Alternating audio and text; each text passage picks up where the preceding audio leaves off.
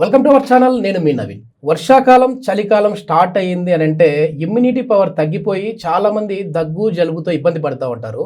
ఇది కొద్ది మందిలో మాత్రమే మనం చూస్తూ ఉంటాం. కానీ ఎక్కువగా బ్రెయిన్ స్ట్రోక్స్, హార్ట్ అటాక్స్ కూడా ఈ సీజన్లోనే వస్తూ ఉంటాయని చెప్పేసి నిపుణులు చెప్తూ ఉంటారు. అసలు ఈ సీజన్లో మన బాడీలో జరిగే చేంజెస్ ఏం జరుగుతుంటాయి, వీటి గురించి అడిగి తెలుసుకుందాం. అదేవిధంగా మన ఇమ్యూనిటీ పవర్ని పెంచడానికి హోమియోపతిలో ఎట్లాంటి మెడిసిన్స్ ఉన్నాయని తెలుసుకుందాం. ప్రస్తుతం మనతో వచ్చేసేసి డాక్టర్ కేర్ హోమియోపతి నుంచి ప్రముఖ డాక్టర్ సుధీర్ గారు ఉన్నారు. హాయ్ సార్, నమస్తే అండి. నమస్తే sir, thanks for coming sir. First thing okay sir, చాలా వరకు కూడా మనకి సీజన్ చేంజ్ అయింది అని అంటే ఆటోమేటిక్గా మన బాడీలో ఇమ్యూనిటీ పవర్ తగ్గిపోతుంది అని అంటుంటారు. అసలు ఎందుకు ఇమ్యూనిటీ పవర్ తగ్గుతుంది సార్? బేసిక్గా ఫస్ట్ థింగ్ మనకి ఇమ్యూనిటీ అన్నప్పుడు ఒక్కొక్కరిది ఒక్కొక్క విధానంగా ఉంటుంది. కానీ ఇప్పుడు మీరు అడుగుతున్నది సీజనల్ ప్రకారంగా కాబట్టి మనం కొద్దిగా లోపల సైన్స్ అది అర్థం చేసుకున్నామంటే బేసిక్గా ఇది ఎందుకు జరుగుతుంది అన్నది మనకు అర్థమవుతుంది. ఇప్పుడు చలికాలం వచ్చేసేటప్పటికి చలి ఎక్కువ అయ్యేటప్పటికి మనకి యూజువల్గా స్వెట్ అది పట్టదు. సో స్వెట్ అది పట్టనప్పుడు మనకి మామూలుగా వేడి లోపల ఉంటుంది, కానీ ప్రెషర్ ఎక్కువ పడుతుంది హార్ట్కి. ఓకే, మనకి ఇప్పుడు హార్ట్ పంప్ చేస్తుంది బాడీకి అంతా. అంటే మంచి బ్లడ్ పంప్ చేస్తూ డీఆక్సిజనేటెడ్ బ్లడ్ అంటే ఫిల్టర్ చేయడానికి మళ్ళీ పాత బ్లడ్ హార్ట్కి వచ్చినప్పుడు ఫ్రెష్ బ్లడ్ మళ్ళీ క్లియర్ చేసి పంపిస్తూ ఉంటుంది. Okay okay. సో ఇప్పుడు ఈ ప్రాసెస్లో ఏమవుతుంది అంటే ఎప్పుడైతే మనకు చలేస్తుందో మన రక్తనాళాలు కన్స్ట్రిక్ట్ అవుతాయి. ఓకే, చలికి ఎప్పుడైతే కుజించుతాయో కొద్దిగా కన్స్ట్రిక్ట్ అవుతాయో ఆటోమేటిక్గా మీకు వెళ్ళే బ్లడ్ ఫ్లో ప్రెషర్ పడుతుంది. ఓకే.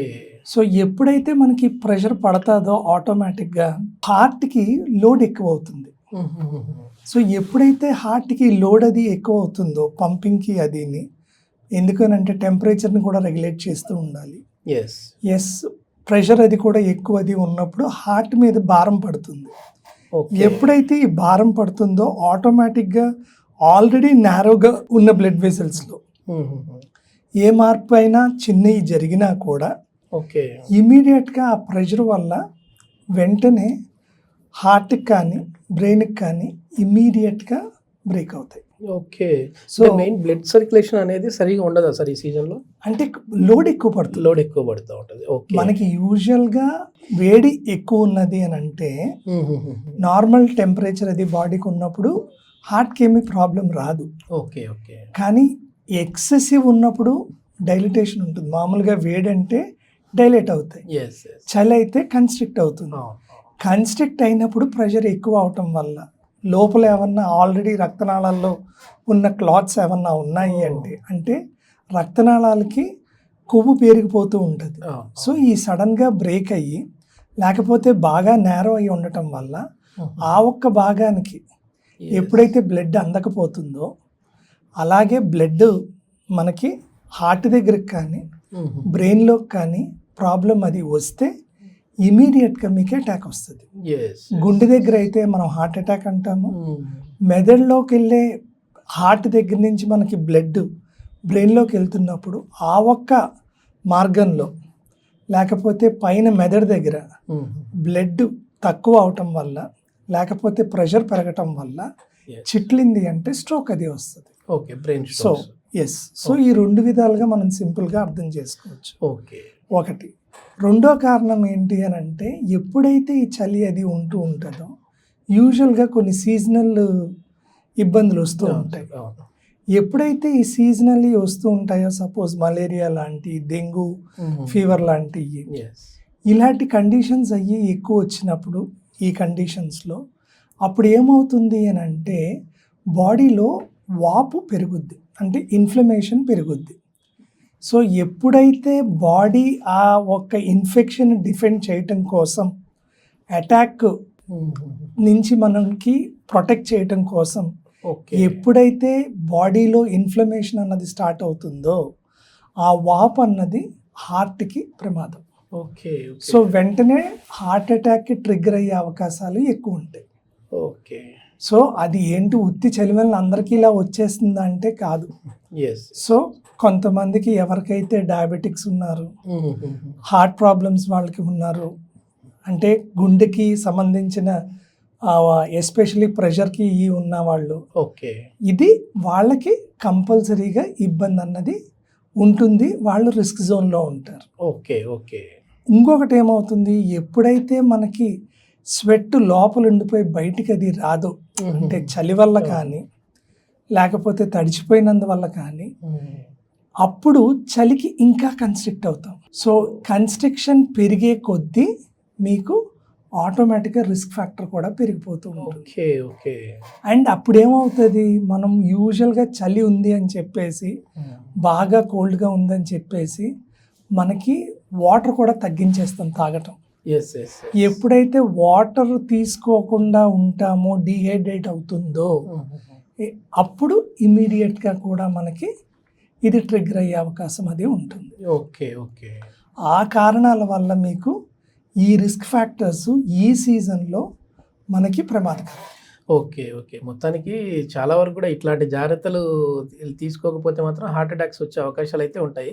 మరి హోమియోపతిలో ఇమ్యూనిటీ పవర్ని పెంచేదానికి కానీ, లేదు అని అంటే ఒకవేళ ఆల్రెడీ హార్ట్ అటాక్ వచ్చింది సార్, అట్లాంటి వాళ్ళు ఏమైనా ప్రివెంటివ్గా ఏమైనా హోమియోపతి సైడ్ రావచ్చా అండి మెడిసిన్స్? ఇప్పుడు దీర్ఘకాలంగా మందులు అయ్యి వాడాలి, క్రానిక్ డిసీజెస్ అంటాం. ఓకే. అంటే ఎన్నో సంవత్సరాల నుంచి మందులు అయ్యి వాడుతూ ఉన్నారు. ఇప్పుడు క్రానిక్ డిసీజెస్కి కూడా ఎప్పుడు ఎక్కువ హోమియోపతి వైపు చూస్తూ ఉంటారు అని అంటే, మందులు, ఇంగ్లీష్ మందులు వాడి ఒక పాయింట్కి వచ్చాక వాళ్ళకి రిజల్ట్ అది కనపడదు, అంటే స్టాగ్నెంట్ ఫేజ్ వచ్చేస్తుంది. అంటే దీన్ని మామూలుగా డ్రగ్ డిపెండెన్సీ, డ్రగ్ సాచురేషన్ అంటాం. అంటే ఒక మందు, ఒక అలోపతిక్ డ్రగ్ కంటిన్యూస్గా మనం రోజు అదే పవర్లో ఇస్తూ ఉన్నామంటే బాడీకి కొన్నాళ్ళకి అది అలవాటు అయిపోతుంది. ఎప్పుడైతే అది అలవాటు అయిపోతుందో కొన్నాళ్ళకి ఆ పవర్ పనిచేయదు, పెంచుకుంటూ వెళ్తాం. అంటే ఆ పవర్ సాచురేషన్కి వచ్చేసింది. ఓకే. హై చేస్తే కాంప్లికేషన్స్ గ్రాడ్యువల్గా స్టార్ట్ అవుతూ ఉంటాయి. సో ఎప్పుడైతే ఈ సాచురేషన్కి అన్నది వచ్చేస్తూ ఉంటుందో ఆటోమేటిక్గా కాంప్లికేషన్స్ పెరుగుతూ ఉంటాయి. నేను వాడేదానికి ఒకటి, నాకు దానికి తోడు మళ్ళీ వేరే యాడ్ అయ్యి వస్తుంది. ఇదొక కారణం అది ఉంటుంది. అలోపతికి హోమియోపతికి మేజర్ కారణం మళ్ళీ ఇంకోటి ఎక్కడ వ్యత్యాసం ఉంటుంది అంటే, అలోపతిలో మీకు ఎందుకు ఇది వచ్చింది అన్నది చూడరు, ఎండ్ రిజల్ట్. సో కంపల్సరీగా ఆ ఎండ్ రిజల్ట్ని క్లియర్ చేయటం కోసమే ఉంటుంది, కానీ కారణం ఏంటి అన్నది ప్రాముఖ్యత కాదు. ఓకే. ఓకే. హోమియోపతి కారణం ముఖ్యం, దానివల్లే కారణం తీస్తే లక్షణాలు పోతాయి. ఓకే. ఎప్పుడైతే ఈ యొక్క పరిధిలో మనం ఆలోచిస్తామో prevention is better than cure అంటారు. సో ఇప్పుడు మీరు చెప్పిన దాంట్లో ఏంటి, ఉదాహరణకి మీరు హార్ట్ అటాక్ వచ్చిన వాళ్ళు కూడా హోమియోపతి వాడచ్చా అంటే, ఎస్, ప్రొవైడెడ్ మీరు జాగ్రత్తలు తీసుకోవాలి, రెగ్యులర్గా మెడికేషన్స్ అయ్యి వాడుతూ ఉండాలి, వాళ్ళకి బ్లడ్ థిన్నర్ అది అవసరం ఉంటే అది తీసుకోవాలి. వాటితో పాటు మా దగ్గరికి అది వచ్చినప్పుడు ఏ కారణాల వల్ల, ఎందుకంటే ప్రతి ఒక్క పేషెంటు తన మానసిక తత్వంలో కానీ శారీరక తత్వంలో కానీ వేరుగా ఉంటారు. సో తన తత్వం బట్టి, తన కాన్స్టిట్యూషనల్ ఆర్ పర్సనాలిటీ ప్రకారం బట్టి మందులయ్యి ఇచ్చి తనకి కౌన్సిలింగ్ ప్లస్ అవేర్నెస్ క్రియేట్ చేసినప్పుడు కాన్స్టిట్యూషనల్ ట్రీట్మెంట్ ద్వారా మీకు హోమియోపతిలో మీకు అద్భుత ఫలితాలు అయ్యి లభిస్తాయి. ఓకే. Okay sir. ఇప్పుడు మీరు చూసిన తర్వాత ఈ యొక్క లక్షణాలు కానీ మీకు డాక్టర్ కేర్ హోమియోపతి యొక్క కాన్స్టిట్యూషనల్ ట్రీట్మెంట్ ద్వారా మీరు సంప్రదించాలి అనుకుంటే స్క్రీన్ మీద కనబడుతున్న ఈ నెంబర్కి ఇమీడియట్గా కాల్ చేయండి. నమస్తే.